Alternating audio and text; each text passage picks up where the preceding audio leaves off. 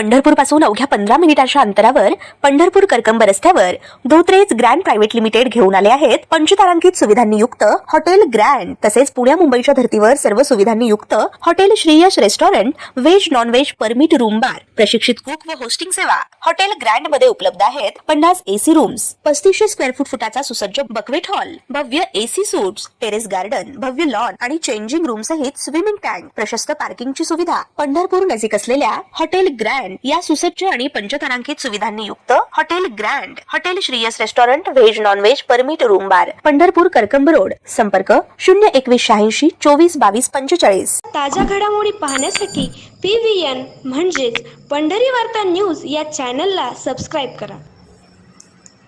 पंढरपूर येथील विठ्ठल रुक्मिणी मंदिर समितीचे कार्यकारी अधिकारी राजेंद्र शेळके यांची कल्याण येथे उपविभागीय अधिकारी म्हणून बदली करण्यात आली आहे। मात्र आषाढी यात्रा सोहळा पार पडल्यानंतर ते आपला पदभार सोडतील असे म्हटले जात आहे। गेल्या 2 वर्षापासून राजेंद्र शेळके बदली व्हावी म्हणून प्रयत्न करत असल्याची चर्चा होत आली आहे। मुळातच जेव्हा राजेंद्र शेळके यांनी मंदिर समितीच्या कार्यकारी अधिकारीपदी नियुक्ती करण्यात आली होती तेव्हा त्यांनी अनेक दिवस पदभार घेतला नव्हता आणि दरम्यानच्या काळात ते सदर पदभार स्वीकारण्यास नाखुश असल्याने इतरत्र बदलीसाठी कार्यरत असल्याची चर्चा झाली होती।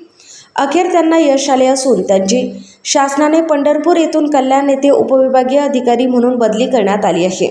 यामुळे आता विठ्ठल रुक्मिणी मंदिर समितीच्या कार्यकारी अधिकारीपदी कोणाची नियुक्ती होणार याकडे लक्ष लागले आहे। मागील काही वर्षात एकीकडे मंदिर समितीचे उत्पन्न कोट्यावधींनी वाढत गेले असताना मंदिर समितीचे अनेक निर्णय आणि कारभार हा वेळोवेळी टीकेचा धनी होताना दिसून आला आहे।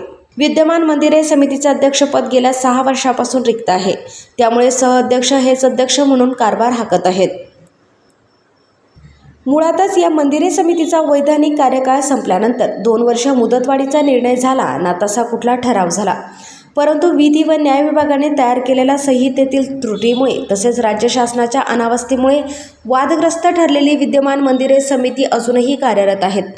मुदत संपलेली समिती नव्याने समिती नियुक्त करावी ही मागणी दुर्लक्षित करण्यात आली आणि त्यामुळे मोठी नाराजीही व्यक्त होत आली आहे। आता राज्य शासनाने मंदिरे समितीबाबत पहिला महत्त्वपूर्ण निर्णय घेतला असून मंदिरे समितीच्या कार्यकारी अधिकारी पदी नियुक्तीसाठी मंत्रालयीन कक्ष अधिकाऱ्याची नियुक्ती केली जाणार आहे। याबाबतचा शासन आदेश मंगळवारी निघाला आहे। राज्य शासनाच्या महसूल विभागातील बहुतांश अधिकारी हे मंदिरे समितीच्या कार्यकारी अधिकारी पदासाठी क्रीम पोस्टिंग नसल्याने इच्छुक नसल्याची चर्चा होत आली आहे। राज्यात विधान परिषदेच्या निवडणुकीनंतर अनेक महामंडळे तसेच समित्यांची पुनर्रचना होणार असल्याची चर्चा झाली होती। यातूनच मुदत संपलेली मंदिरे समिती बरखास्त करून नव्याने समितीची पुनर्रचना करावी अशी मागणी होत आली होती। याची दखल शासन केव्हा घेणार अशी चर्चा सुरू झाली आहे।